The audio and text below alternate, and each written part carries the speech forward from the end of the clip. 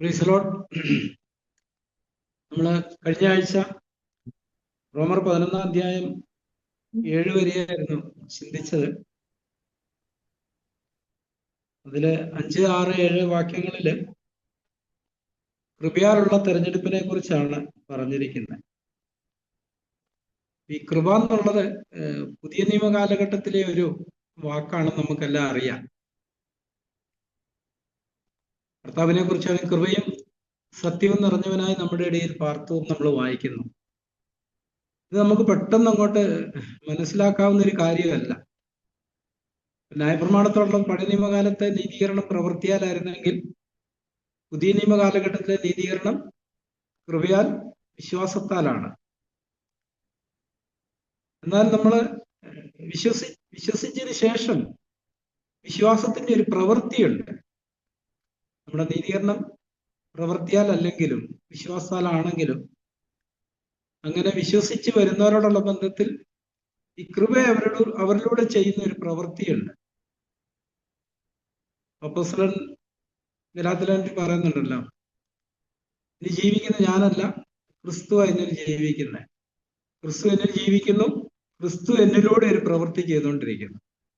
പക്ഷേ ന്യായപ്രമാണത്തോടുള്ള ബന്ധത്തിൽ സ്വന്തം ശക്തി കൊണ്ട് അവർ തന്നെ ഒരു പ്രവൃത്തി ചെയ്യുക ചെയ്യുന്നത്.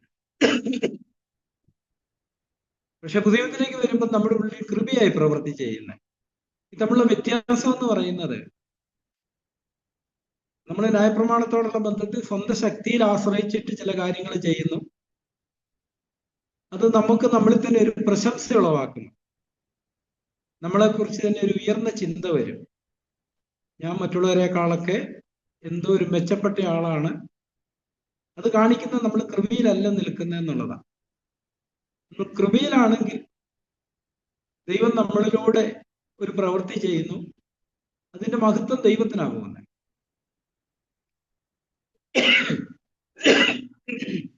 അപ്പൊ നമ്മൾ കോപിക്കാതിരിക്കുന്നു.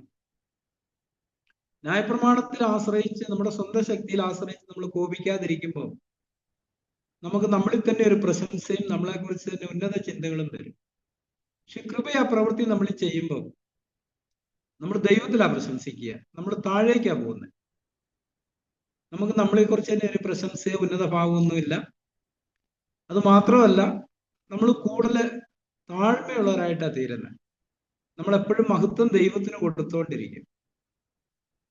എല്ലാറ്റിനും വേണ്ടി സ്തോത്രം ചെയ്യും നമ്മളോട് പറയുമ്പോൾ, കാരണം ഏതൊരു പ്രവൃത്തിയും ദൈവത്തിൽ തന്റെ ആത്മാവിനാൽ നമ്മളിൽ വസിച്ചുകൊണ്ട് ചെയ്യുന്ന ഒരു പ്രവൃത്തിയാണ്. അതിനകത്ത് നമുക്കുള്ള പങ്കെന്ന് പറയുന്നത് വളരെ കുറവ് മാത്രമേ ഉള്ളൂ.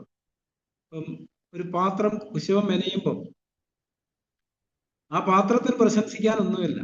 ആ കുശവന്റെ ഹൃദയത്തിലുള്ള ആശയപ്രകാരം കുശവൻ തന്റെ കൈകൊണ്ട് അതിനെ മെനഞ്ഞെടുക്കുക ചെയ്യുന്നത്.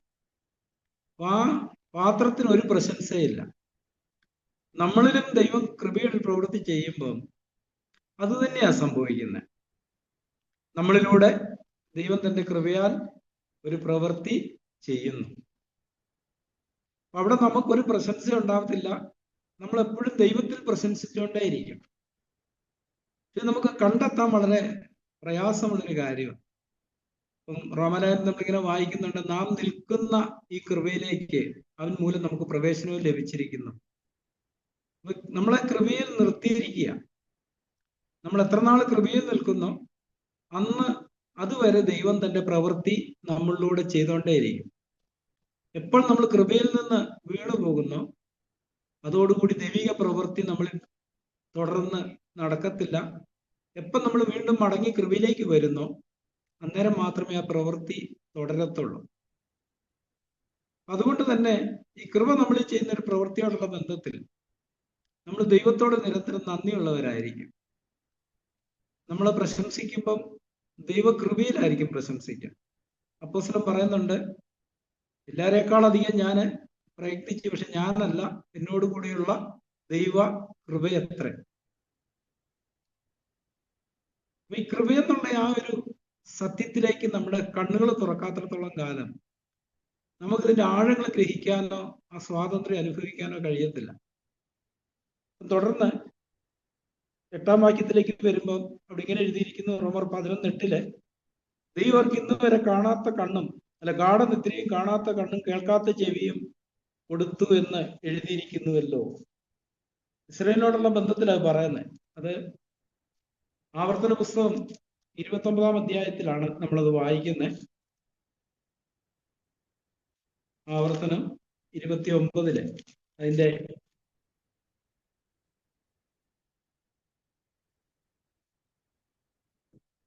4-ാമത്തെ വാക്യമാണ്. ഈ ദിവസം വരെ ദൈവം നിങ്ങൾക്ക്, മലയാളത്തിൽ പറഞ്ഞിരിക്കുന്ന, ഇംഗ്ലീഷിൽ കുറച്ചൊരു വ്യത്യസ്തമായിട്ടാണ് പറഞ്ഞിരിക്കുന്നത്. Yet to this days the Lord has not given you a heart to know. ഒരു ഹൃദയം തന്നിട്ടില്ല എന്നുള്ളതാണ്.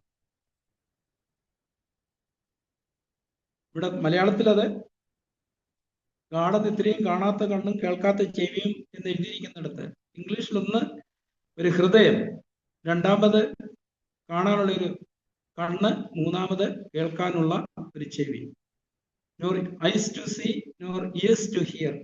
മലയാളത്തില് ഹൃദയം എന്നുള്ളൊരു ഭാഗം വരുന്നില്ല. ശരിക്കും ഈ ഹൃദയം കൊണ്ട് കാര്യങ്ങൾ കാണുകയും കേൾക്കുകയും ഗ്രഹിക്കുകയും ഒക്കെ ചെയ്യുന്നത് കൃപായുഗത്തിൽ ജീവിക്കുന്നവരാണ്. പഴയ കാലത്ത് ജീവിച്ചിരുന്നവർക്ക് ഈ ഹൃദയം കൊണ്ട് ഗ്രഹിക്കേണ്ട ഒരു ആവശ്യമില്ലായിരുന്നു.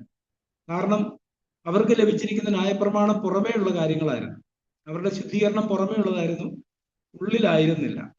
അതുകൊണ്ട് തന്നെ അവരോട് പറഞ്ഞത്, നിങ്ങൾ ന്യായപ്രമാണം കേൾക്കണം, പഠിക്കണം, അനുസരിക്കണം. പക്ഷെ പുതിയത്തിലേക്ക് വരുമ്പം പരിശുദ്ധാത്മാവ് നമുക്കിത് വെളിപ്പെടുത്തി തരിക ചെയ്യുന്നു. വെളിപ്പാട് എപ്പോഴും ഹൃദയമായിട്ട് ബന്ധപ്പെട്ടതാണ്. പഴയ നിയമകാലത്തെ മനസ്സിലാക്കലെല്ലാം ബുദ്ധിയുമായിട്ട് ബന്ധപ്പെട്ടായിരുന്നു. ഇപ്പം 10 കൽപ്പനകൾ എന്താന്ന് ചോദിച്ചാൽ അവർക്കത് കാണാതെ പറയാൻ കഴിയും. പക്ഷെ പുതിയത്തിലേക്ക് വരുമ്പം നമ്മളെ ജീവന്റെ ആത്മാവാണ് നടത്തുന്നത്. ഒരു ജീവന്റെ ആത്മാവിന്റെ പ്രമാണമാണ്, ഒരു കൃപയാണ് നമ്മളെ നടത്തുന്നത്. കൃപയുടെ അത്യന്ത ധനം വരുംകാലങ്ങളിൽ കാണിക്കേണ്ടതിനെന്ന് എഫീസിലെ നമ്മൾ വായിക്കുന്നുണ്ട്. അപ്പൊ കൃപയ്ക്ക് നമ്മളിൽ എന്ത് ചെയ്യാനായിട്ട് കഴിയും? അവിടെ ദൈവം പ്രവർത്തിക്കുന്നത് നമ്മുടെ ഹൃദയത്തിന്റെ കണ്ണുകളെ പ്രകാശിപ്പിച്ചിട്ടാണ്. നമ്മൾ ഈ കാര്യങ്ങളൊക്കെ ഹൃദയം കൊണ്ടാണ് കാണുന്നത്, ഹൃദയം കൊണ്ടാണ് ഗ്രഹിക്കുന്നത്, ഹൃദയം കൊണ്ടാണ് മനസ്സിലാക്കുന്നത്. മറ്റേത് നമ്മുടെ ബുദ്ധിയിലായിരുന്നു. ഈ തമ്മിലുള്ളൊരു വ്യത്യാസം. ഈ ബുദ്ധിയിലുള്ള മനസ്സിലാക്കുന്ന കാര്യങ്ങൾക്കൊന്നും പ്രായോഗിക തലത്തിൽ നമ്മളെ സഹായിക്കാൻ കഴിയത്തില്ല. എന്ന് പറഞ്ഞാൽ നമുക്ക് കാര്യം അറിയാം, പക്ഷെ നമുക്ക് പാപത്തെ ജയിക്കാൻ കഴിയത്തില്ല. നമുക്കറിയാം ഭാര്യയെ സ്നേഹിക്കണം, കയ്പില്ലാതിരിക്കണം, പക്ഷെ നമുക്ക് ചെയ്യാനായിട്ട് കഴിയത്തില്ല. അതേസമയം ദൈവം നമ്മുടെ ഹൃദയത്തിന്റെ കണ്ണ് തുറന്ന് എന്തിനാ നമ്മളെ വിളിച്ചിരിക്കുന്നതെന്നുള്ള കാര്യത്തെക്കുറിച്ച് ഒരു ആന്തരിക ബോധ്യം തരുമ്പോൾ ഓരോ പരീക്ഷ വരുമ്പോഴും അവിടെ എന്താ ചെയ്യേണ്ടതെന്നുള്ളതിനെ കുറിച്ച് നമുക്ക് ഉള്ളിൽ നിന്നൊരു സന്ദേശം പരിശുദ്ധാത്മാവ് തന്നുകൊണ്ടേയിരിക്കും. എന്ത് സംസാരിക്കണം, എങ്ങനെ പ്രതികരിക്കണം, ഈ കാര്യങ്ങളെക്കുറിച്ച് ഉള്ളിൽ നിന്നുള്ളൊരു നടത്തിപ്പാണ് പുതിയ നിയമകാലത്ത്. പഴയ നിയമകാലത്ത് ബാഹ്യമായ നടത്തിപ്പായിരുന്നു, പുതിയ നിയമകാലത്ത് ഉള്ളിൽ നിന്ന്. യശയ്യാപ്രവചനം നമ്മളത് വായിക്കുന്നുണ്ട്. നിങ്ങളൊരു നാൽക്കവലയിൽ എത്തുമ്പം എങ്ങോട്ട് തിരിയണമെന്നുള്ള ഒരു ശബ്ദം പുറകിൽ നിന്നാണ് കേൾക്കുന്നത്, അല്ലെ ആത്മാവിൽ നിന്നാണ് കേൾക്കുന്നത്.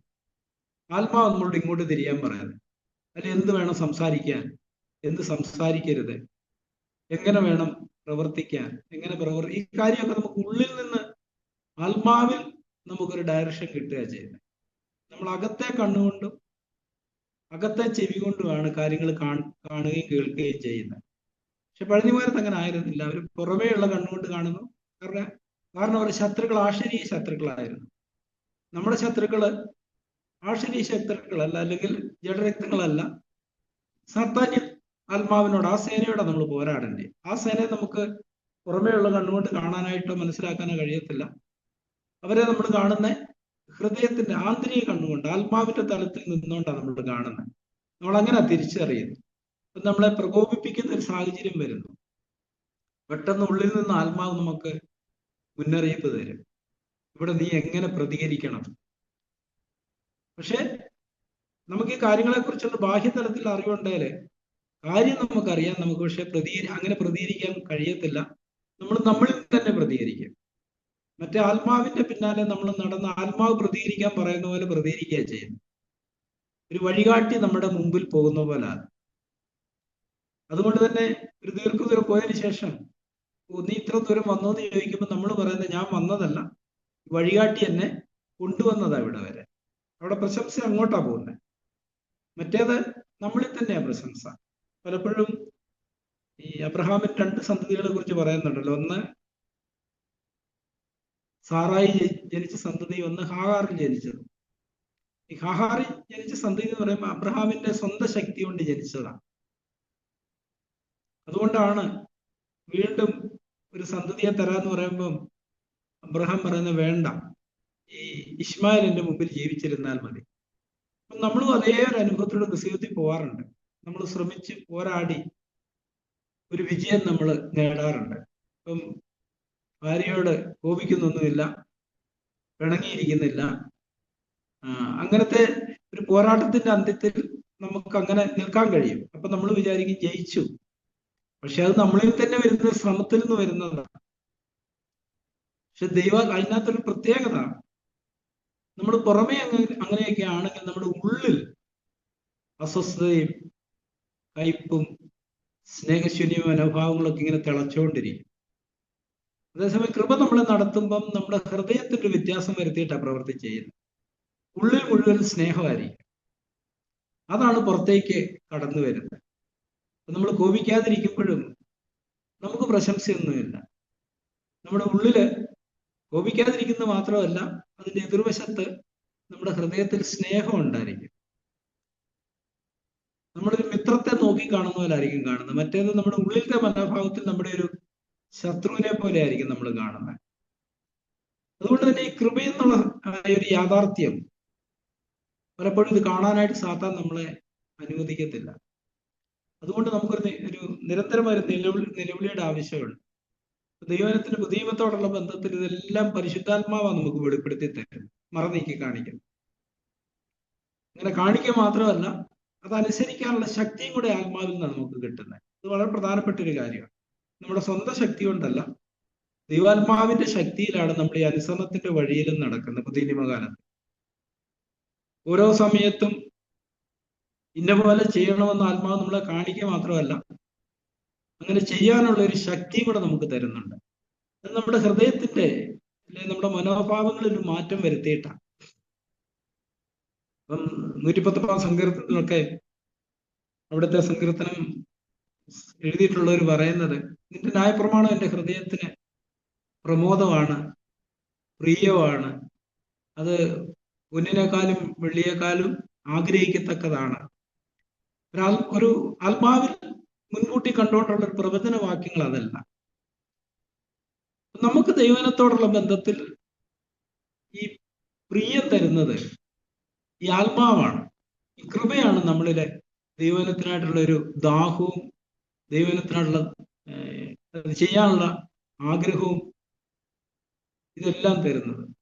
അത് നമ്മൾ സംസ്കൃതത്തിൽ ഇങ്ങനെ വായിക്കുന്നത്, തേനിലും തേൻകട്ടിയിലും മധുരമേറിയത്, അടിയനും അവയാൽ പ്രബോധനം ലഭിക്കുന്നു.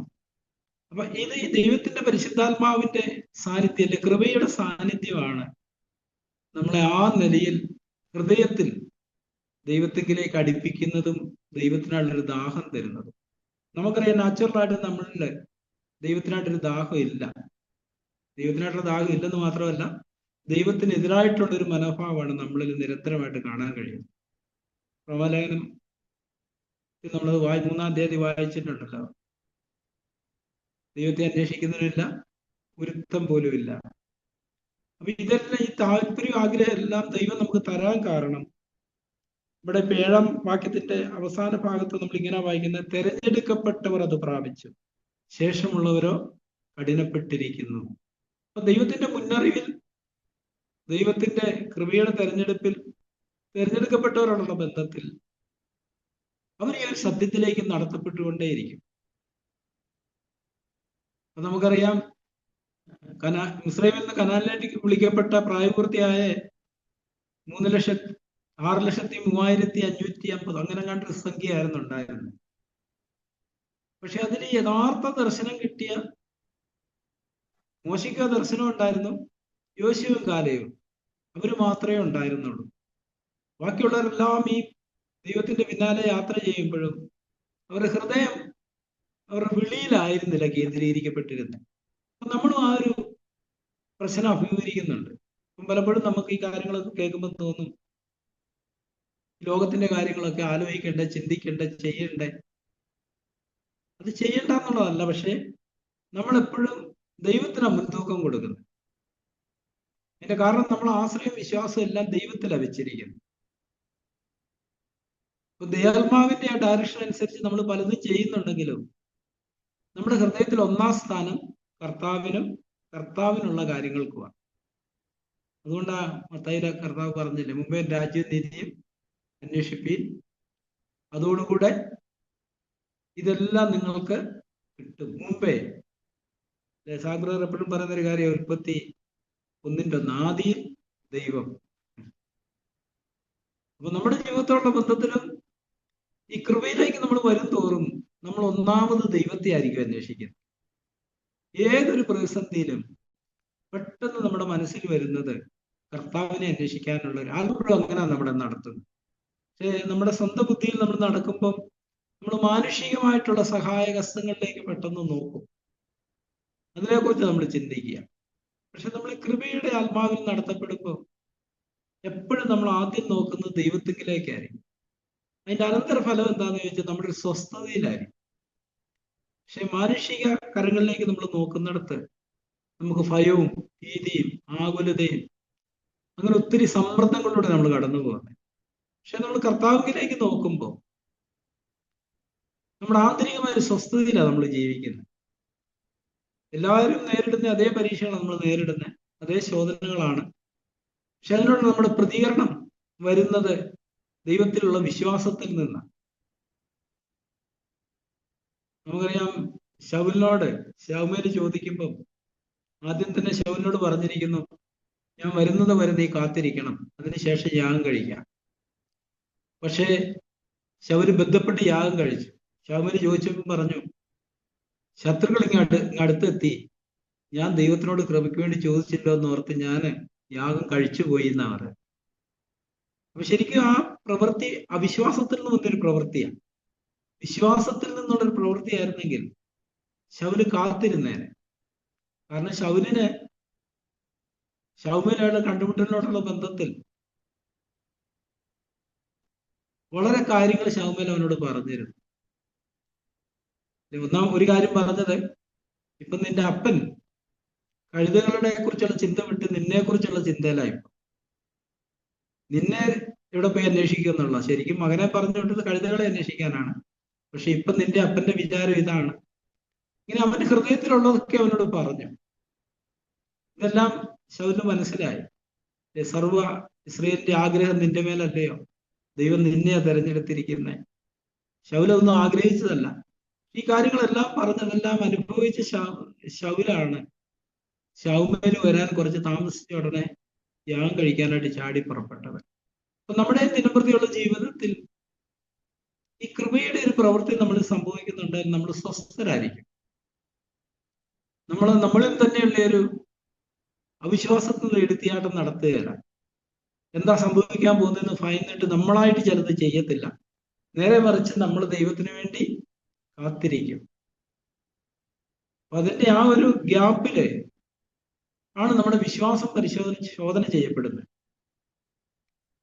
നമ്മൾ ആ വിശ്വാസത്തിൽ നിൽക്കുന്നവരാണെങ്കിൽ ദൈവം പ്രവർത്തിക്കുവോളം നമ്മൾ ക്ഷമയോടെ കാത്തിരിക്കും. അല്ലെങ്കിൽ നമ്മൾ നമ്മളിൽ തന്നെ നമ്മുടെ സ്വന്തം ബുദ്ധിയിൽ നിന്ന്, സ്വന്തം വിവേകത്തിൽ നിന്നുള്ള ചില കാര്യങ്ങൾ പറയുകയും ചെയ്യുകയൊക്കെ ചെയ്യും. നമ്മുടെ ജീവിതത്തിന്റെ വഴിയിൽ നമ്മൾ നടക്കും തോറും നമ്മൾ ഗ്രഹിക്കേണ്ട ഒരു കാര്യം, ഈ കൃപ നമ്മളിൽ എന്ത് ചെയ്യാനായിട്ട് ആഗ്രഹിക്കുന്നു എന്നുള്ളതിനെ കുറിച്ചാണ്. അത് ഹൃദയം കൊണ്ടേ നമുക്ക് ഗ്രഹിക്കാൻ കഴിയത്തുള്ളൂ. തീത്തോസിന് കൃപയെ കുറിച്ച് പറയുമ്പോൾ തീത്തോസിന്റെ ലേഖനം അതിന്റെ 2-ാമത്തെ അധ്യായത്തില് കൃപ ചെയ്യുന്ന ഒരു കാര്യം നമ്മളിങ്ങനെ വായിക്കുന്നുണ്ട്.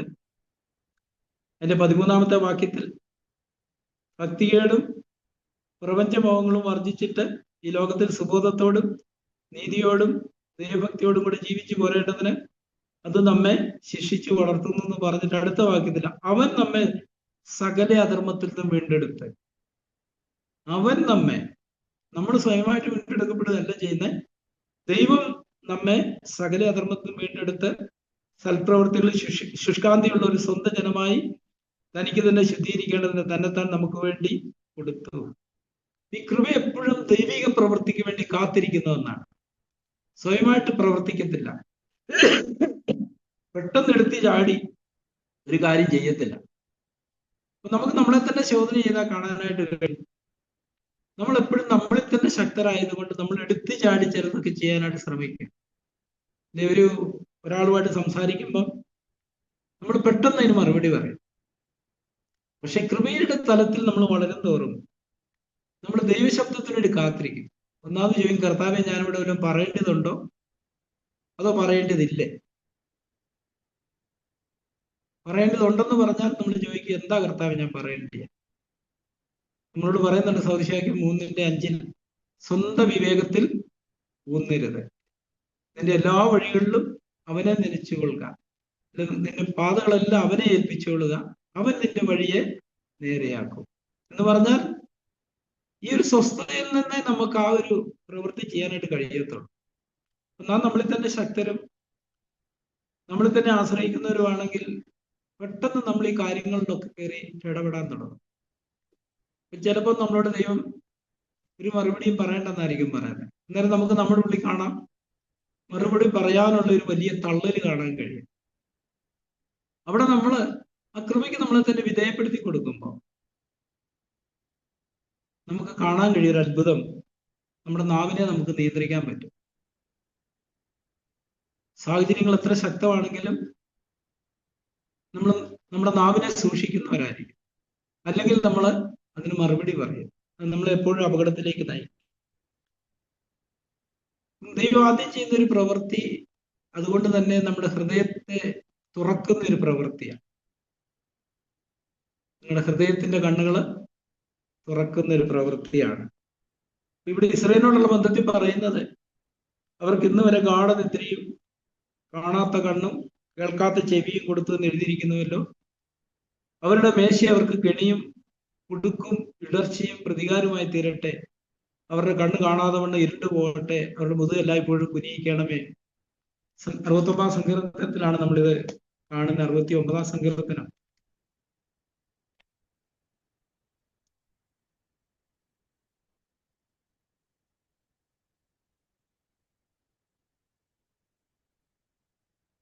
അറുപത്തൊമ്പതിന്റെ 22-ാമത്തെ 22-ാമത്തെ വാക്യത്തിലാണ് അവരുടെ മേശ അവരുടെ മുമ്പിൽ കെണിയായും അവർ സുഖത്തോടിരിക്കുമ്പോൾ കുടുക്കായും തീരട്ടെ. അവരുടെ കണ്ണ് കാണാതെ ഇരുണ്ടു പോകട്ടെ. അവരുടെ ആരെ എപ്പോഴും ആടുമാറാക്കണമേ. നിന്റെ ക്രോധം അവരുടെ പകരണമേ. നിന്റെ ഉഗ്രകോപം അവരെ പിടിക്കുമാറാകട്ടെ. ഇതെല്ലാം സംഭവിക്കാൻ കാര്യം നമ്മൾ ഇപ്പം വായിച്ചതുപോലെ തിരഞ്ഞെടുക്കപ്പെട്ടവരോടുള്ള ബന്ധത്തിൽ അവർ ഈ നിലയിലല്ല ജീവിക്കുന്നത്. പക്ഷെ ഈ തെരഞ്ഞെടുപ്പിനുള്ള ബന്ധത്തിൽ പ്രധാനപ്പെട്ട ഒരു കാര്യം, ദൈവം ഒരു ഫ്രീ വില്ല് നമുക്ക് തരുന്നുണ്ട്. അവൻ തന്റെ ഇഷ്ടം നമ്മളോട് അറിയിച്ചതിന് ശേഷം ഇഷ്ടമുള്ളത് തിരഞ്ഞെടുക്കാൻ പറയുന്നു. അപ്പം ഇസ്രായേലിനുള്ള ബന്ധത്തിൽ ദൈവം അവർക്ക് കൊടുത്ത വാഗ്ദത്തം കനാനായിരുന്നു. അതിനു വേണ്ടിയിട്ട് ദൈവരെ വിളിച്ച് വേർതിരിച്ച് മിസ്രയീമിൽ നിന്ന് പുറപ്പെടുവിച്ച് ചെങ്കടൽ കടന്ന് മരുഭൂമിയിലൂടെ നടത്തിക്കൊണ്ട് വന്നു. പക്ഷെ അതിന്റെ അതിരിക്കൽ എത്തിയിട്ട് അത് ഒറ്റ നോക്കാനായിട്ട് അവരെ അയച്ചപ്പോൾ 10 പേരും പറഞ്ഞൊരു കാര്യം അസാധ്യമാണ്. ഫലമൊക്കെ കൊള്ളാം, അസാധ്യമാണ്. പക്ഷെ 2 പേരെ അതിന് വിരുദ്ധമായിട്ടാണ് പറഞ്ഞത്. ദൈവം നമ്മോട് കൂടി ഉണ്ടെങ്കിൽ നമുക്കത് കീഴടക്കാൻ പറ്റും. ആ 2 പേരെ വിളിയിലാണ് ഹൃദയം വെച്ച്. അവരുടെ വിശ്വാസം ദൈവത്തിലായിരുന്നു. അവർ തിരിഞ്ഞു നോക്കിയിട്ട് ദൈവം ചെയ്ത അത്ഭുതങ്ങളും അടയാളങ്ങളും വീര്യപ്രവൃത്തികളും അവർ കണ്ടു. രാഹാവ് എന്ന വേശ്യ പറഞ്ഞതുപോലെ നിങ്ങളെക്കുറിച്ച് കേട്ടിട്ട് ഞങ്ങൾക്ക് ബലം ഒട്ടും ഇല്ലാതെയായി. കാരണം ദൈവം നിങ്ങളുടെ ജീവിതത്തിൽ ചെയ്ത കാര്യങ്ങളെ കുറിച്ച് ഞങ്ങളൊക്കെ കേട്ടിട്ട് ഞങ്ങൾ ഉരുകിപ്പോയി എന്നാ പറയാം. പക്ഷെ ഇത് അനുഭവിച്ച ഇസ്രായേലിനെ സംബന്ധിച്ചിടത്തോളം അവരുടെ ഹൃദയത്തിൽ അങ്ങനത്തെ ഒരു മനോഭാവമല്ല ഉണ്ടായിരുന്നു. അവരെപ്പോഴും ദൈവത്തെ പരീക്ഷിച്ചുകൊണ്ടായിരുന്നു. നമ്മുടെ ക്രിസ്തീയത്വമുള്ള ബന്ധത്തിൽ ഇത് വളരെ പ്രധാനപ്പെട്ട ഒരു കാര്യമാണ്. നമ്മൾ എപ്പോഴൊക്കെ നമ്മുടെ ഫ്രീ വില്ല് ദൈവേഷ്ടത്തിന് വേണ്ടി സമർപ്പിക്കുന്നോ അവിടെയാണ് നമ്മുടെ കണ്ണ് തുറക്കാനായിട്ട് തുടങ്ങുന്നത്. നമ്മുടെ ഇച്ഛാശക്തിയെ നമ്മൾ നമ്മുടെ സ്വന്തം ഇഷ്ടം ചെയ്യാനായിട്ട് സമർപ്പിക്കുന്നിടത്ത് ദൈവത്തിൽ നമ്മൾ അന്യപ്പെട്ടു പോകും. പത്രോസ് അപ്പോസ്തലൻ ഇങ്ങനെ എഴുതി, ദൈവേഷ്ടം ചെയ്യുന്നവൻ എന്നേക്കും ഇരിക്കും. ഇവിടെ തിരഞ്ഞെടുപ്പിന്റെ ആവശ്യമുണ്ട്. നമ്മുടെ ഇഷ്ടവും ദൈവത്തിന്റെ ഇഷ്ടം. നമ്മുടെ ഇഷ്ടം എപ്പോഴും നമ്മുടെ ജഡവുമായിട്ട് ബന്ധപ്പെട്ട് കിടക്കുന്നതാണ്. ദൈവേഷ്ടം എപ്പോഴും നമ്മുടെ ആത്മാവുമായിട്ട് ബന്ധപ്പെട്ടായിരിക്കും. എപ്പോഴൊക്കെ നമ്മൾ ദൈവേഷ്ടത്തിന് വേണ്ടി നമ്മൾ തന്നെ സമർപ്പിക്കുന്നു അവിടെ ആത്മാവിൽ നമ്മൾ ബലപ്പെട്ടുകൊണ്ടേയിരിക്കും.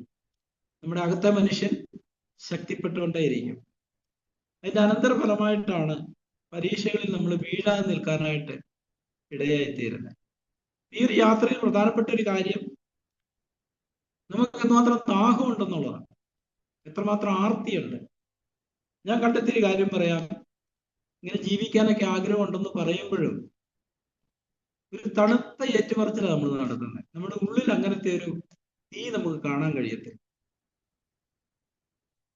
ദൈവത്തിന് വേണ്ടി പൂർണ്ണമായിട്ട് കൊടുക്കാനും സമ്പൂർണ്ണ ദൈവത്തിന് ഇഷ്ടം ചെയ്യാനും ഞാൻ എന്നെ തന്നെ സമർപ്പിക്കുന്നു പറയുമ്പോഴും നമ്മൾ പരമാർത്ഥ ഹൃദയത്തോടെ അല്ല പറയാൻ, ഇരുമനസ്സോടെയാ പറയാൻ. അത് കാണിക്കുന്ന നമ്മുടെ പരീക്ഷകളാണ്. പരീക്ഷകളിൽ ഞാൻ ആ സമർപ്പിച്ച പോലെ തന്നെ എന്റെ ഇഷ്ടം തിരിച്ച് ദൈവേഷ്ടത്തിന് വേണ്ടി എന്നെ സമർപ്പിക്കുന്നിടത്താണ് ഞാൻ ഹൃദയത്തിൽ നിന്നുള്ളൊരു ഏറ്റുപറച്ചിൽ നടത്തിയെന്നുള്ള എന്റെ തെളിവ് വരുന്നത്. അതുകൊണ്ട് തന്നെ പരീക്ഷയുടെ സമയത്ത് ഞാൻ വീണെങ്കിൽ പോലും ഞാൻ ചെയ്യുന്ന ഒരു പ്രവൃത്തി ചാടി എഴുന്നേറ്റ് കർത്താവിന്റെ അടുക്കിലേക്ക് ഓടിച്ചെല്ലും. ഈ കൃപയുടെ ആ ഒരു തലത്തിൽ നമ്മൾ നടക്കുമ്പോൾ ദൈവത്തിന്റെ വാഗ്ദത്തങ്ങളിലുള്ള വിശ്വാസമായിരിക്കും നമ്മളെ നടത്തുന്നത്. നമ്മൾ പാടുന്നൊരു പാട്ടുണ്ടല്ലോ, ചതഞ്ഞ ഓട കുടിക്കാത്തവൻ, പുകയുന്ന തിരിയെ എടുക്കാത്തവൻ. പക്ഷെ നമുക്ക് ആ കാര്യത്തിൽ വിശ്വാസമുണ്ടോ? നമ്മൾ ദൈവത്തിന്റെ അടുക്ക് ചെല്ലുമ്പോൾ എങ്ങനെ നമ്മൾ ചെല്ലുന്നത്? ചതയാന്ന് പറയുമ്പം പരാജയപ്പെട്ട ഒരു അവസ്ഥയിൽ ചെല്ലുമ്പോഴാണ്. അപ്പൊ നമുക്ക് നല്ല ധൈര്യമുണ്ടോ? അവൻ ചതഞ്ഞ ഓട ഓടിക്കത്തില്ല, അല്ല പുകയുന്ന തിരി എടുത്തു കളയത്തില്ല. അവൻ ന്യായവിധി ജയത്തോളം നടത്തുന്ന ഒരു ദൈവമാണ്. പക്ഷെ നമ്മൾ പലപ്പോഴും ചെല്ലുമ്പോൾ ആ വിശ്വാസത്തോടെ അല്ല ചെല്ലും. നമുക്കൊരു സംശയമുണ്ട്. ഇനിയും കർത്താവിന്റെ അടുത്ത് ചെല്ലുമ്പോൾ കർത്താവ് എന്നോട് എങ്ങനെയായിരിക്കും പ്രതികരിക്കുന്നത്? പുറമേ നമ്മൾ ഈ ഏറ്റുപറച്ചിൽ നടത്തുമ്പോഴും നമ്മുടെ ഹൃദയം ആ ഏറ്റുപറച്ചിലിനെ സപ്പോർട്ട് ചെയ്യാൻ നമുക്ക് പലപ്പോഴും കാണാൻ കഴിയത്തില്ല.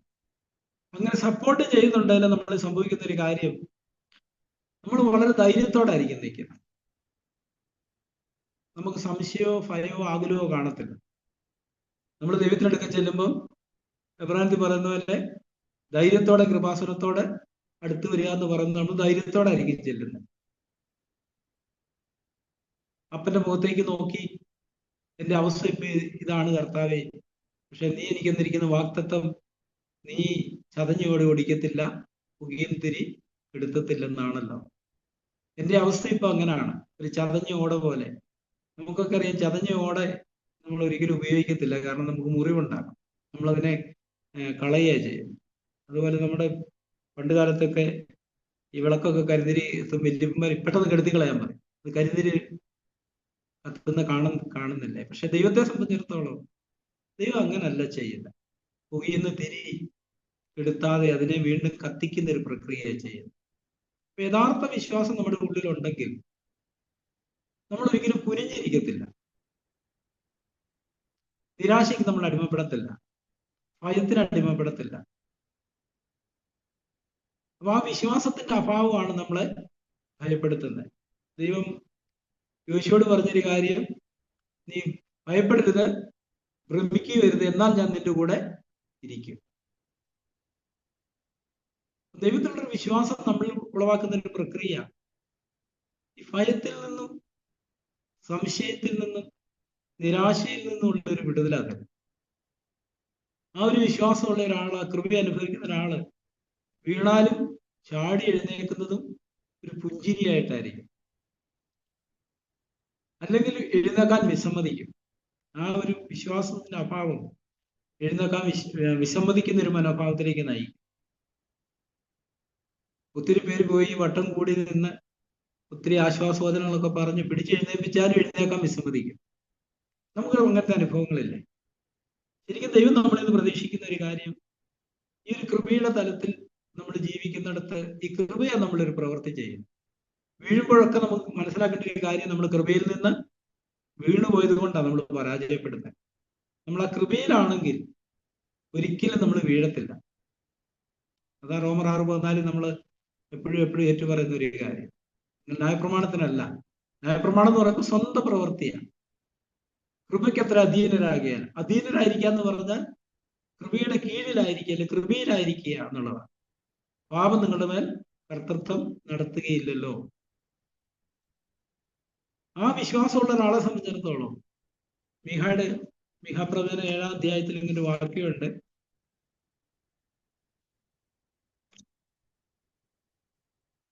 ഈ ഒരു ഏറ്റുപറച്ചിലൂടെ ആയിരിക്കും കൃപയിൽ നിൽക്കുന്ന ഒരാൾ ഓടിക്കൊണ്ടിരിക്കുന്നത്.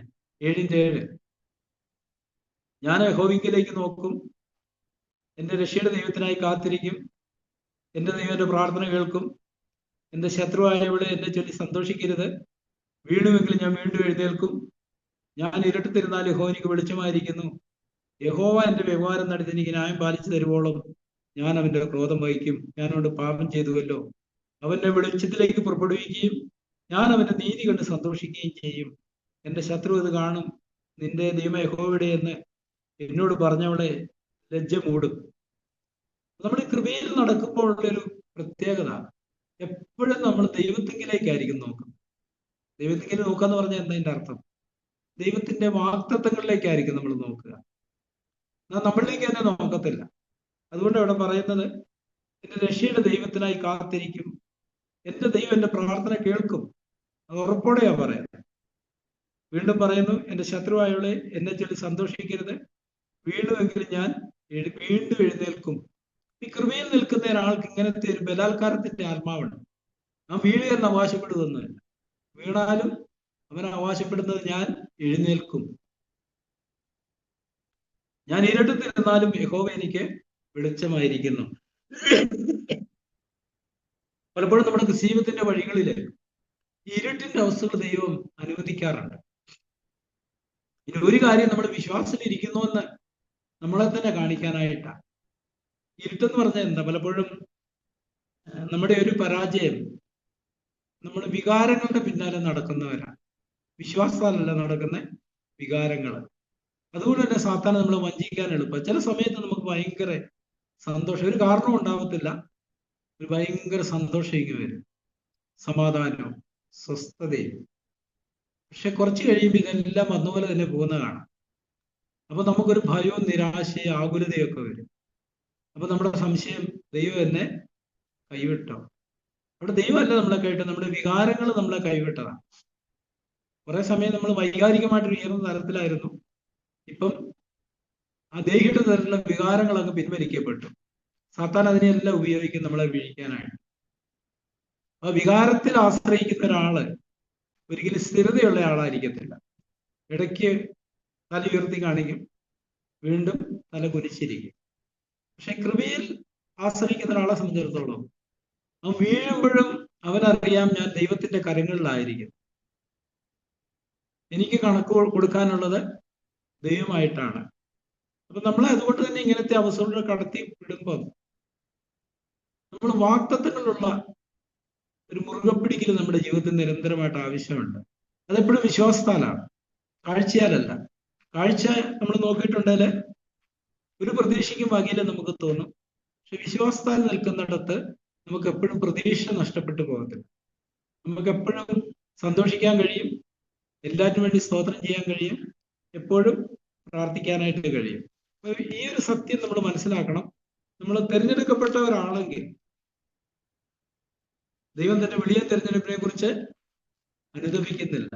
ഞാൻ പലപ്പോഴും ചിന്തിക്കാറുണ്ട്, ഈ ബന്ധക്കോസിൽ നിന്നൊക്കെ ഈ CFCയിൽ വന്നത് ഒരു അത്ഭുതമാണെന്ന് എനിക്ക് തോന്നാറുണ്ട്.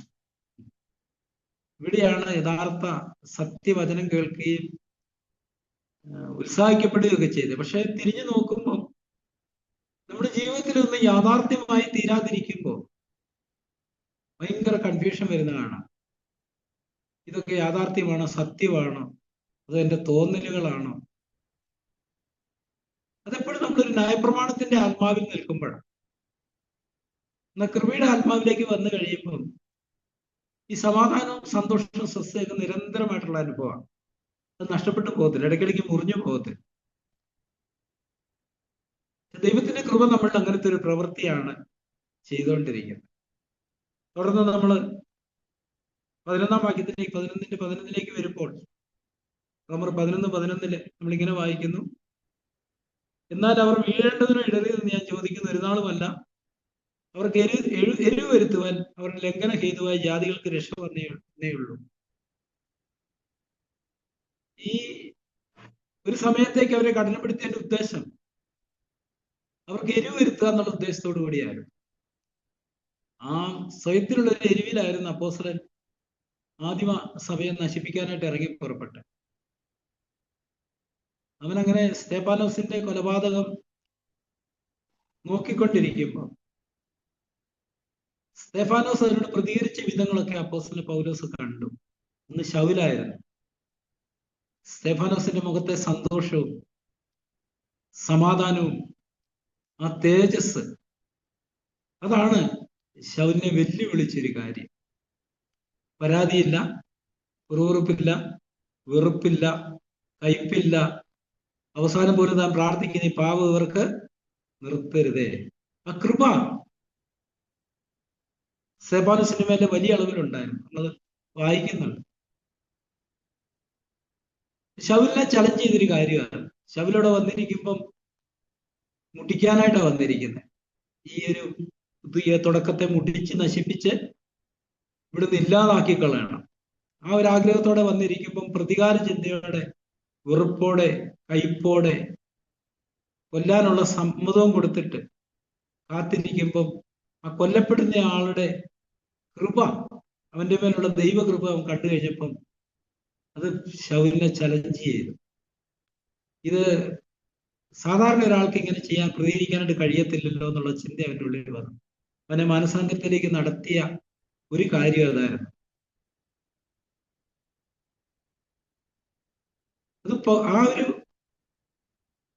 കൃപ പൗലോസിനെ ചലഞ്ച് ചെയ്തു. അതാണ് ശൗല് തിരിഞ്ഞ് കർത്താവിലേക്ക് വരാനുള്ളൊരു കാര്യം. നമുക്കതറിയാം. താൻ പോകുന്ന വഴിയിൽ വലിയൊരു വെളിച്ചം കണ്ടു. അവന്റെ ചോദ്യം, നീ ആരാകുന്നു കർത്താവേ?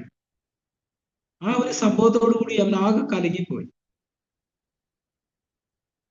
ഇവിടെ കർത്താവെ എന്നാ വിളിക്കുന്നത്. തന്റെ ഉള്ളിലുണ്ടായിരുന്ന കാഴ്ചപ്പാടും മനോഭാവങ്ങളെല്ലാം ഒറ്റ മാറാനായിട്ട് ഇടയായി തീർന്നു. അവിടെ മറുപടി പറഞ്ഞത്, നീ ഉപദ്രവിക്കുന്ന യേശുവാകുന്നു ഞാൻ. യേശുവിനെ പൗലോസ് ഉപദ്രവിച്ചില്ലെന്ന് നമുക്കറിയാം, സ്തേഫാനോസിനെയാണ് ഉപയോഗിച്ചത്. പക്ഷേ ഈ പുതിയ കാലത്തൊരു നമ്മുടെ ശരീരമായിട്ട് വിളിച്ചെടുത്ത് നമ്മളെ ഉപദ്രവിക്കുമ്പം കർത്താവ് തന്നെ ഉപദ്രവിക്കുന്നതായിട്ട് അതിനെ കാണുന്നത്. നമുക്കും അത് അങ്ങനെ തന്നെ കാണാനുള്ളൊരു കൃപയുണ്ടാവണം. ആരെങ്കിലും എന്നെ തൊടുന്നെങ്കിൽ എൻ്റെ കർത്താവ് പറഞ്ഞു, നിന്നെ തൊടുന്നവൻ എൻ്റെ കണ്ണിന്റെ കൃഷ്ണമണിയെ തൊടുന്നു. ഈ ഒരു വിശ്വാസത്തോടെ നമുക്ക് ദൈവത്തെ അനുഗമിക്കാനായിട്ട് കഴിയത്തുള്ളൂ. ഇത് സംഭവിച്ചൊരു കാര്യം, ഈ ഒരു തെരഞ്ഞെടുപ്പ്, ജാതികളുടെ തെരഞ്ഞെടുപ്പ് യഹൂദന്മാരിൽ ഒരു വല്ലാത്ത സ്പർദ്ധയുള്ളവാക്കി. അവിടെ നമ്മൾ ഇതാ വായിക്കുന്നത്. തുടർന്ന് താഴോട്ട് വരുമ്പോൾ ഇനി 12-ാമത്തെ വാക്യത്തിൽ പറയുന്ന, എന്നാൽ അവരുടെ ലംഘനം ലോകത്തിന് ധനവും അവരുടെ നഷ്ടം ജാതികൾക്ക് സമ്പത്ത് വരുവാൻ കാരണമായെങ്കിൽ അവരുടെ യഥാസ്ഥാനം എത്ര അധികം. വേറെ ഭാഗത്ത് പറയുന്ന, അവരുടെ യഥാസ്ഥാനം മരിച്ചവരുടെ ഉയർപ്പല്ലാതെ എന്താകും. 13-ാം വാക്യം, എന്നാൽ ജാതികളായ നിങ്ങളോട് ഞാൻ പറയുന്നത്, ജാതികളുടെ അപ്പോസ്തലനായിരിക്കാൻ ഞാൻ എൻ്റെ സ്വജാതിക്കാർക്ക് വല്ല വിധേനയും സ്പർദ്ധ ജനിപ്പിച്ച് അവരിൽ ചിലർ രക്ഷിക്കാമെങ്കിലോ എന്ന് വെച്ച് തന്നെ ഞാൻ എൻ്റെ ശുശ്രൂഷയെ പുകഴ്ത്തുന്നു. അപ്പം പൗലോസിന്റെ പുറകെ നടന്ന യഹൂദന്മാരെ ഉപദ്രവിച്ചു. അപ്പോസ്തലൻ പറയുന്നുണ്ട്, ഞങ്ങള് ജാതികളോട് യേശുക്രിസ്തുവിനെ പ്രസംഗിക്കുന്നത് വിലക്കുന്നവരുമാണ് യഹൂദന്മാര്. ഈ ഒരു പ്രവൃത്തിയുടെ ഉദ്ദേശം അവരെയും ഈ സത്യത്തിലേക്ക് ഉണർത്തുക എന്നുള്ളതാണ്.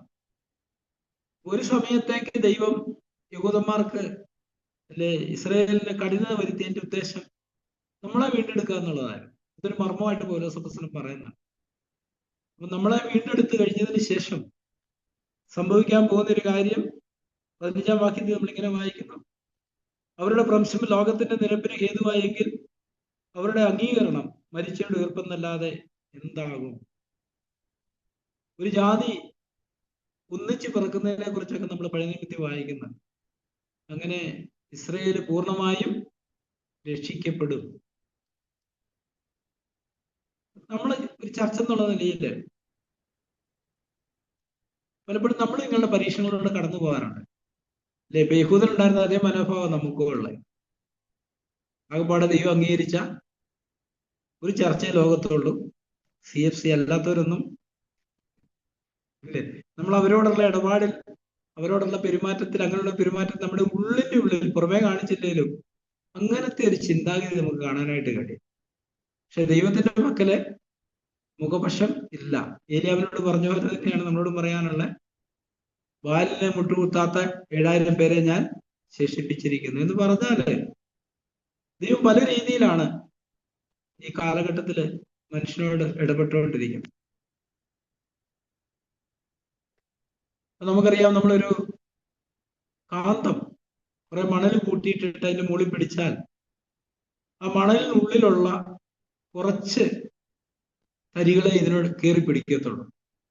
ഇരുമ്പിന്റെ അംശമുള്ള തരികളൊക്കെ വളരെ പെട്ടെന്ന് ആകർഷിക്കപ്പെട്ട് ആ കാന്തമായിട്ട് ഒട്ടിച്ചേരും എന്ന് പറഞ്ഞതുപോലെ നമ്മൾ ഇന്ന് ദൈവത്തിന്റെ വചനം കേൾക്കുമ്പോൾ നമ്മുടെ ഉള്ളിൽ അങ്ങനത്തെ ഒരു ആകർഷണം വരുന്നുണ്ടോ? അപ്പൊ അന്ന് യഹൂദന്റെ കാലഘട്ടത്തിൽ അപ്പോസ്തലന്മാർ, പ്രത്യേകിച്ച് പൗലോസ് അപ്പോസ്തലൻ, അവരുടെ ഇടയിൽ തന്നെയായിരുന്നു പ്രവർത്തിച്ചുകൊണ്ടിരുന്നത്. പക്ഷെ അവര് നിരസിച്ചപ്പോഴാണ് ഞാൻ ജാതികളിലേക്ക് തിരിയുമെന്നും പറഞ്ഞ് തന്റെ കാലിലെ പൊടിയൊക്കെ തട്ടിയിട്ട് പോകുന്നത്. പക്ഷെ അവരെപ്പോഴും ഇതിനെതിരായിട്ടാണ് പ്രതികരിച്ചുകൊണ്ടിരുന്നത്. വലിയ കൂട്ടം, പക്ഷെ ഒരു ശേഷിപ്പുണ്ടായിരുന്നു, അത് ശരിയാണ്. ഒരു ചെറിയ കൂട്ടം എപ്പോഴും ഇതിനോട് പ്രതികരിച്ചിരുന്നു. തിരഞ്ഞെടുക്കപ്പെട്ടവരോ അത് പ്രാപിച്ചെന്ന് നമ്മൾ വായിക്കും. അങ്ങനെ പ്രാപിച്ചെന്ന് പറയുമ്പം തന്നെ അവരുടെ ഇച്ഛാശക്തി അവർ ദൈവത്തിന് കൊടുത്തെടുത്താണ് പ്രാപിച്ചത്. അല്ലാത്തവരൊക്കെ ദൈവത്തിനെതിരായിട്ടുള്ളൊരു നിലപാടിലാണ് ഇരുന്നത്. ഇന്നും നമ്മളെ സംബന്ധിച്ചിടത്തോളം ദൈവം നമ്മുടെ ഇടയിൽ പ്രവർത്തിച്ചുകൊണ്ടിരിക്കുമ്പോൾ നമ്മുടെ ഇച്ഛാശക്തി നമ്മുടെ ദൈവത്തിൽ വെക്കുന്നുണ്ടോ എന്നുള്ളത് വളരെ പ്രധാനപ്പെട്ട ഒരു കാര്യമാണ്. നമ്മൾ ദൈവത്തെ സ്നേഹിക്കേണ്ടതിനെ കുറിച്ച് പറയുമ്പോൾ പൂർണ്ണ ഹൃദയം, പൂർണ്ണ മനസ്സ്, പൂർണ്ണാത്മാവ്, പൂർണ്ണ ശക്തി, 4 കാര്യങ്ങൾ പറയുന്നുണ്ട്. പക്ഷെ നമ്മൾ എന്തുമാത്രം ആ നിലയില് നമ്മൾ ദൈവത്തിൽ നമ്മുടെ മനസ്സും ഹൃദയവും ആത്മാവും ശക്തിയെല്ലാം വെച്ചിട്ടുണ്ട്. അല്ലെ, ദൈവത്തിന് നമ്മൾ എന്തുമാത്രം മുഖ്യസ്ഥാനം കൊടുക്കുന്നുണ്ട്. ദൈവത്തിന് മുഖ്യസ്ഥാനം കൊടുക്കാന്ന് പറയുമ്പോൾ ദൈവത്തിന്റെ കൽപ്പനകൾക്ക് മുഖ്യസ്ഥാനം കൊടുക്കാന്ന് പ്രാക്ടിക്കലി പറയാം. ഒത്തിരി പേരോട് ചോദിച്ചാൽ പറയും, ഞാൻ ദൈവത്തിന് 1-ാം സ്ഥാനം കൊടുക്കുന്നത്. അതൊരു പൊതുവെയുള്ള ഒരു സ്റ്റേറ്റ്മെന്റാണ്. പക്ഷെ അവരുടെ ജീവിതത്തിലേക്ക് നോക്കുമ്പോൾ അവരുടെ സമയത്തിൽ ആർക്കാ 1-ാം സ്ഥാനം കൊടുക്കുന്നത്? അവരുടെ ചിന്തകളിൽ, അവരുടെ സംസാരത്തിൽ, കൊടുക്കൽ വാങ്ങുകളിൽ എല്ലാം ദൈവത്തിന് 1-ാം സ്ഥാനം കൊടുക്കുന്നെങ്കിൽ ദൈവവചനത്തിനായിരിക്കും 1-ാം സ്ഥാനം കൊടുക്കുന്നത്. ദൈവത്തിന് എന്ത് പറയുന്നു അതായിരിക്കും ചെയ്യുന്നത്. അല്ലാത്തവരോടുള്ള ബന്ധത്തിൽ അതങ്ങനല്ല. ഈ ഒരു കാലഘട്ടത്തിൽ ദൈവം ജാതികളിലേക്ക് തിരിഞ്ഞ് ജാതികളെ തിരഞ്ഞെടുത്തു. ഇത് തുടർന്ന് ചെയ്യാൻ പോകുന്നു. നമുക്കറിയാം, 9-ാമത്തെ അധ്യായത്തില് ദൈവത്തിന്റെ സർവാധിപത്യത്തെ കുറിച്ചാണ് പറയുന്നത്. 10-ാം അധ്യായത്തിൽ ദൈവം എങ്ങനെ നീതിയിരിക്കുന്നു പറയുന്നു. ഇവിടെ 11-ാം അധ്യായത്തിലേക്ക് വരുമ്പോൾ ദൈവത്തിന്റെ തെരഞ്ഞെടുപ്പിനോടുള്ള ബന്ധത്തിലാണ് പറയുന്നത്. അവൻ തന്റെ വെളിയൻ തെരഞ്ഞെടുപ്പിനെ കുറിച്ച് അനുദപിക്കുന്നില്ല എന്നുള്ള സത്യമാണ് ഊന്നി പറഞ്ഞുകൊണ്ടിരിക്കുന്നത്. അപ്പൊ തുടർന്ന് താഴ്ത്തു വരുമ്പം 16-ാമത്തെ വാക്യത്തിൽ ആദ്യ ഭാഗം വിശുദ്ധമെങ്കിൽ പിണ്ടം മുഴുവനും അങ്ങനെ തന്നെ, വേറെ വിശുദ്ധമെങ്കിൽ കൊമ്പുകളും അങ്ങനെ തന്നെ. അത് നമുക്കറിയാം. ഒരു വൃക്ഷത്തോടുള്ള ബന്ധത്തിൽ അതിന്റെ ആദ്യ ഭാഗം വിശുദ്ധമാണെങ്കിൽ മൊത്തം വിശുദ്ധമായിരിക്കും. തുടർന്ന് ഒരു ഉദാഹരണം പറയുകയാണ് 17-ാം വാക്യത്തിൽ. കൊമ്പുകളിൽ ചിലത് ഒടിച്ചിട്ട് കാട്ടൊലിവായി നിന്നെ അവരുടെ ഇടയിൽ ഒട്ടിച്ചു ചേർത്തു. ഒലിവുമരത്തിന്റെ ഫലപ്രദമായ വേരിന് പങ്കാളികളെ തീർത്തുവെങ്കിലോ കൊമ്പുകളുടെ നേരെ പ്രശംസിക്കരുത്. പ്രശംസിക്കെങ്കിൽ നീ വേരിനെ അല്ല, വേറെ നിന്നെ അത്ര ചുമക്കുന്നെന്ന് ഓർക്കാം. എന്നാൽ എന്നെ ഒട്ടിക്കേണ്ടതിന് കൊമ്പുകളെ ഒടിച്ചു കളഞ്ഞു നീ പറയും, ശരി. അവിശ്വാസല ഒടിഞ്ഞുപോയി, വിശ്വാസാൽ നിൽക്കുന്നു, ഞെളിയാതെ ഭയപ്പെടുക.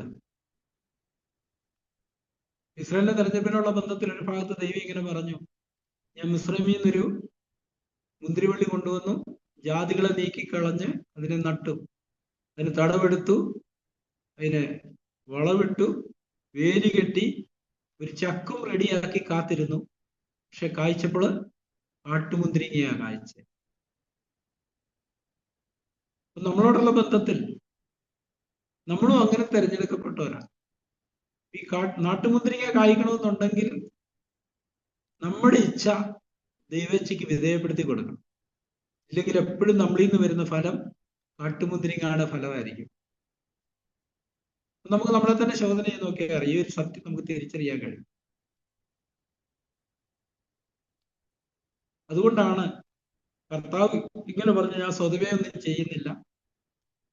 അപ്പോസ്തലന്മാരും പറഞ്ഞു, ഞങ്ങളിൽ തന്നെ വരും പോലെ സ്വയമായി വല്ല നിരൂപിക്കാൻ ഞങ്ങൾ പ്രാപ്തരെന്നല്ല, ഞങ്ങളുടെ പ്രാപ്തി ദൈവത്തിന്റെ ദാനം അത്രേ.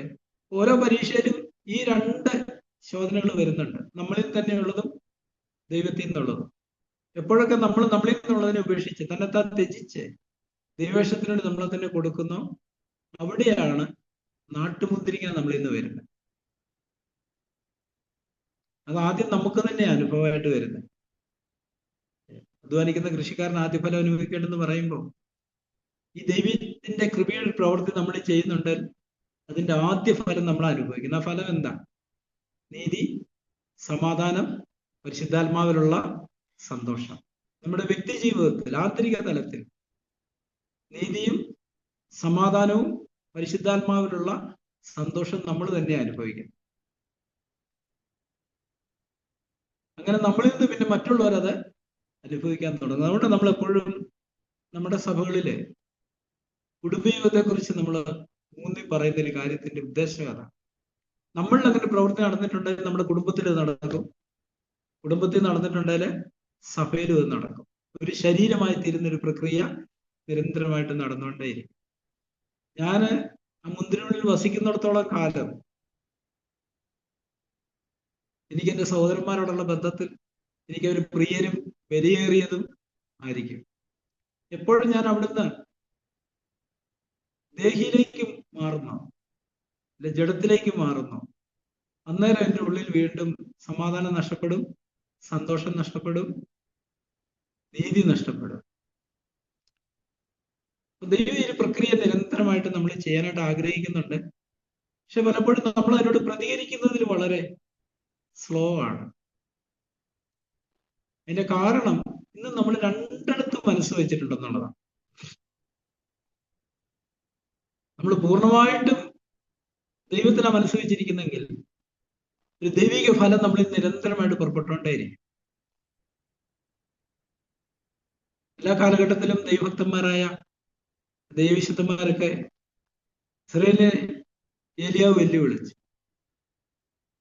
ബാൽ ദൈവമെങ്കിൽ അവനെ സേവിക്കുക, യഹോവ ദൈവമെങ്കിൽ യഹോവയെ സേവിക്കുക. യോശുവയും പറഞ്ഞു, ഞാനും എൻ്റെ കുടുംബവും ഞങ്ങൾ യഹോവയെ സേവിക്കും.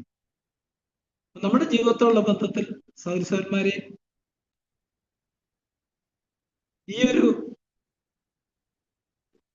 എന്ന് പറഞ്ഞാൽ നമ്മുടെ വിളിയോടുള്ള ബന്ധത്തിൽ ഇവിടെ ഇപ്പൊ നമ്മൾ വായിച്ചല്ലോ 18-ാമത്തെ വാക്യം അല്ല 19-ാം വാക്യം, എന്നെ ഒടിക്കേണ്ടതിന് കൊമ്പുകളെ ഒടിച്ചു കളഞ്ഞു എന്ന് നീ പറയും, ശരി. അവിശ്വാസത്താൽ അവ ഒടിഞ്ഞുപോയി, വിശ്വാസത്താൽ നിൽക്കുന്നു, ഞെളിയാതെ ഭയപ്പെടുക. ഈ കൃപയാണ് നമ്മളെ നിർത്തുന്ന ഒരു കാര്യം. അതുകൊണ്ട് തന്നെ നമുക്ക് നമ്മളിൽ തന്നെ പ്രശംസിക്കാനോ ഞെളിയാനോ ഒന്നുമില്ല. ഞാൻ കണ്ടെത്തിയൊരു കാര്യം, ഒരു ചെറിയ വിജയം പോലും നമ്മളെ ഇങ്ങോട്ട് കൊണ്ടുവരും, നികളത്തിലേക്ക് കൊണ്ടുവരും. നികളത്തിലേക്ക് വരുമ്പോൾ ദൈവം ചെയ്ത പ്രവൃത്തിയായി കൃപയുടെ ശിക്ഷണത്തെ കുറിച്ച് പറയുന്നുണ്ടല്ലോ. നമ്മുടെ തീത്തോസിൽ വായിച്ചു, കൃപ നമ്മെ ശിക്ഷിച്ചു വളർത്തുന്നു. ഞാൻ എൻ്റെ വ്യക്തിഗതത്തിൽ കണ്ടൊരു കാര്യം, നമ്മൾ താഴ്മയിൽ നിൽക്കുമ്പോഴാണ് കൃപ നമ്മളുടെ വ്യാപരിക്കുന്നത്. അന്നേരം നമുക്കൊരു വിജയമുണ്ട്.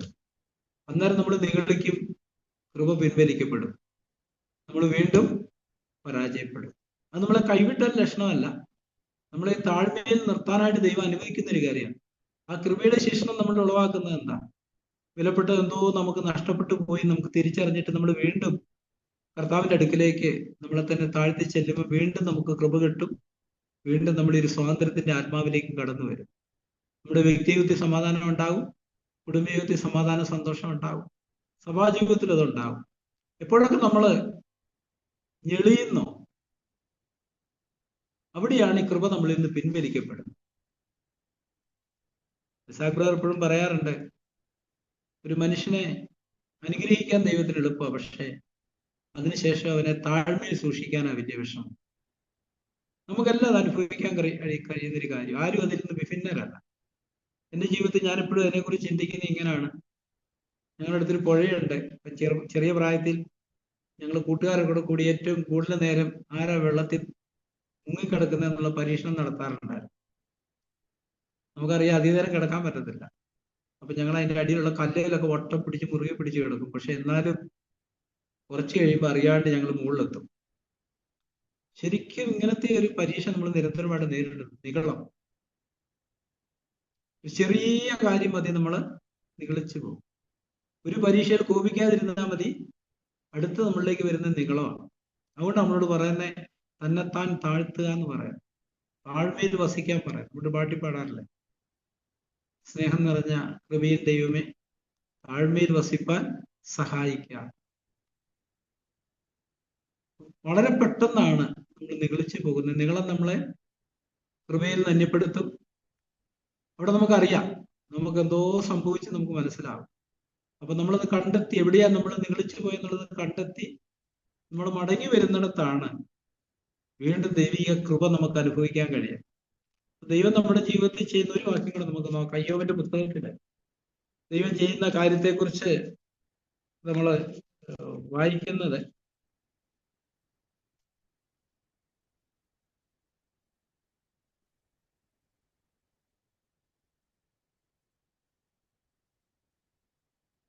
ദൈവം അയ്യോബിനോട് സംസാരിക്കുമ്പം പറയുന്ന ഒരു കാര്യമാണ്. അയ്യോബ് 36-ാം അധ്യായത്തിലാണ്. അതിന്റെ 8, 9, 10 വാക്യങ്ങളിലാണ്. അവർ ചങ്ങലകളാൽ ബന്ധിക്കപ്പെട്ട് കക്ഷീണ പാശങ്ങളാൽ പിടിക്കപ്പെട്ടാൽ അവൻ അവർക്ക് അവരുടെ പ്രവൃത്തിയും അഹങ്കരിച്ചു പോയ ലംഘനങ്ങളും കാണിച്ചു കൊടുക്കും. യോബ് 36-8, 9. നമ്മുടെ ജീവിതത്തിൽ ഇങ്ങനത്തെ പ്രതിസന്ധികൾ കടന്നു പോകുമ്പോൾ നമ്മൾ നമ്മളെ തന്നെ താഴ്ത്തുകയാണെങ്കിൽ ദൈവം ചെയ്യുന്നൊരു കാര്യം അഹങ്കരിച്ചു പോയ ലംഘനങ്ങളും കാണിച്ചു കൊടുക്കും. അത് മാത്രമല്ല, അവൻ അവരുടെ ചെവി പ്രബോധത്തിനായി തുറക്കുന്നു, അവർ നീതികേട് വിട്ടു തിരിയാൻ കൽപ്പിക്കുന്നു. അവർ കേട്ടനുസരിച്ച് അവനെ സേവിച്ചാൽ തങ്ങളുടെ നാളുകളെ ഭാഗ്യത്തിലും ആണ്ടുകളെ ആനന്ദത്തിലും കഴിച്ചു കൂട്ടും. കേൾക്കുന്നില്ലെങ്കിൽ അവർ വാളാൽ നശിക്കും, ബുദ്ധിമോശത്താൽ മരിച്ചു പോകും. ഈ കൃപ നമ്മളിൽ നിന്ന് പിൻവലിക്കപ്പെടുമ്പോഴാണ് ഈ പറഞ്ഞ ചങ്ങലകളാൽ ബന്ധിക്കപ്പെട്ട് കർഷകരുടെ പാശങ്ങളാൽ നമ്മൾ പിടിക്കപ്പെടുന്നത്. നമ്മൾ പറയല്ലേ, വള്ളിയും കറിയിലാണ് കെട്ടിയിടുക. നമുക്ക് തന്നെ അറിയത്തില്ല എന്താ സംഭവിച്ചത്. സന്തോഷം പോയി, സമാധാനം പോയി, സ്വസ്ഥത പോയി. അവിടെ നമ്മൾ മനസ്സിലാക്കേണ്ട ഒരു കാര്യം, നമ്മൾ ദൈവത്തിലേക്ക് തിരിയുകയാണെങ്കിൽ ദൈവം തന്നെ നമുക്ക് എവിടെയാണ് നമ്മൾ അഹങ്കരിച്ചു പോയെന്നുള്ളത് കാണിച്ചു തരും. അവിടെ നമ്മൾ നമ്മളെ തന്നെ താഴ്ത്തുകയാണെങ്കിൽ, നമ്മുടെ ചെവിയെ പ്രബോധനത്തിൽ തുറക്കുകയാണെങ്കിൽ നമ്മുടെ ജീവിതം അനുഗ്രഹിക്കപ്പെട്ടിരിക്കും, സന്തോഷപൂർണമായിരിക്കും.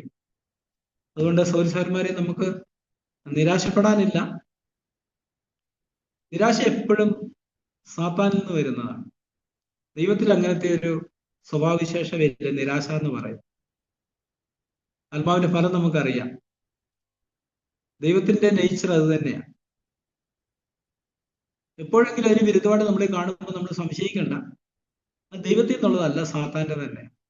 നമ്മൾ ഒരിക്കലും സാത്താന്റെ ഒരു ചരക്കുമായിട്ട് നടക്കരുത്. അതിനെ തിരിച്ചറിഞ്ഞാൽ നേരെ ദൂരെ എറിഞ്ഞു കളയാൻ വേണ്ടി. നമ്മുടെ പ്രായോഗിക ജീവിതത്തിൽ അതുകൊണ്ടാണ് പുതിയത്തിലേക്ക് വരുമ്പോൾ നമ്മളോട് എപ്പോഴും സന്തോഷിക്കാനും എല്ലാറ്റിനും വേണ്ടി സ്തോത്രം ചെയ്യാനും പറയാം. നിരാശപ്പെട്ടിരിക്കാനായിട്ട് ഒരിടത്തും പറയുന്നില്ല, ഭയപ്പെട്ടിരിക്കാൻ ഒരിടത്തും പറയുന്നില്ല. ഭയം ഇപ്പോഴും സാത്താൻ നിന്ന് വരുന്നതാണ്. നമ്മൾ അതിനോട് എതിർത്ത് നിൽക്കണം. നമ്മൾ കോപത്തോടും മോഹത്തോടും എതിർത്ത് നിൽക്കുന്ന പോലെ തന്നെ നിരാശയോടും ഭയത്തോടും നമ്മൾ എതിർത്ത് നിൽക്കേണ്ട ആവശ്യമാണ്. സാത്താനോട് എതിർത്ത് നിൽക്കുന്ന നമ്മൾ വായിക്കുന്നത്, നമ്മൾ അതിനോടൊക്കെ എതിർക്കുമ്പോൾ സാത്താനോട് എതിർക്കുന്നത്, ഇതെല്ലാം സാത്താൻ കൊണ്ടിരുന്ന കാര്യങ്ങളാണ്. ദൈവം ഒരിക്കലും നമ്മളെ നിരാശപ്പെടുത്തത്തില്ല, നമ്മളെ ഉത്സാഹിപ്പിക്കത്തേ ഉള്ളൂ. നമ്മുടെ പാപം കാണിച്ചു തന്നിട്ട് മനസ്സാന്തരപ്പെടാനേ പറയത്തുള്ളൂ. നമ്മളെ അതിന്റെ ഭാരത്തിന്റെ അടിയിൽ നിർത്തി നിരാശപ്പെടാനായിട്ട് അനുവദിക്കത്തില്ല. അതുകൊണ്ട് നമുക്ക് ദൈവത്തെയും ദൈവശബ്ദത്തെയും സാത്താന്റെ ശബ്ദത്തെയും തിരിച്ചറിഞ്ഞിട്ട് നമുക്ക് ശബ്ദത്തിന് മാത്രം വില കൊടുക്കാം. ദൈവജനത്തിന് മാത്രം വില കൊടുത്തോണ്ട് അതിനെ മാത്രം സ്വീകരിച്ചുകൊണ്ട് നമ്മുടെ ക്രിസ്തീയത്തിന്റെ പോരാട്ടം നമുക്ക് മുന്നോട്ട് പോകാനായിട്ട് കർത്താവ് നമ്മളെ സഹായിക്കട്ടെ. നമുക്ക് പ്രാർത്ഥിക്കാം. സർവ്വസ്നേഹമുള്ള പിതാവേ, അവിടുത്തെ വചനടികളുടെ ഹൃദയങ്ങളിൽ ആത്മാവിനെയും പ്രാണനെയും സന്ധിമജ്ജകളെയും വേർതിരിക്കുന്ന ഒരു പ്രക്രിയയാണല്ലോ നിരന്തരമായിട്ട് ചെയ്തുകൊണ്ടിരിക്കുന്നത്. ആത്മാവിൽ നിന്നുള്ളത് എന്താണെന്നും പ്രാണനിൽ നിന്നുള്ളത് എന്താണെന്നും നിങ്ങളുടെ ജഡത്തിൽ നിന്നുള്ളത് എന്താണെന്നും തിരിച്ചറിയാൻ തക്കവണ്ണം ആന്തരിക കണ്ണുകളെ തുറക്കണം കർത്താവ്. ആത്മാവിലുള്ളതിനെ മാത്രം വിലമതിക്കാനും മറ്റുള്ളതിനോട് എപ്പോഴും നോ പറയാനും തക്കവണ്ണം സുബോധത്തിലും ആത്മനിറവിലും ജ്ഞാനത്തിലും അടികളെ സൂക്ഷിക്കണമെന്ന് പ്രാർത്ഥിക്കുന്നു. അങ്ങനെ പുതിയ നിയമത്തിന്റെ അടികൾക്ക് വാഗ്ദാനം ചെയ്തിരിക്കുന്ന ആ നിരന്തര സന്തോഷത്തിലും സമാധാനത്തിലും ജീവിച്ച് അവിടുത്തെ നാമത്തെ മഹത്വപ്പെടുത്താൻ അടിയങ്ങളെ ശക്തരാക്കണമെന്ന് പ്രാർത്ഥിക്കുന്നു. യേശുവിന്റെ നാമത്തിൽ ചോദിക്കുന്നു പിതാവേ.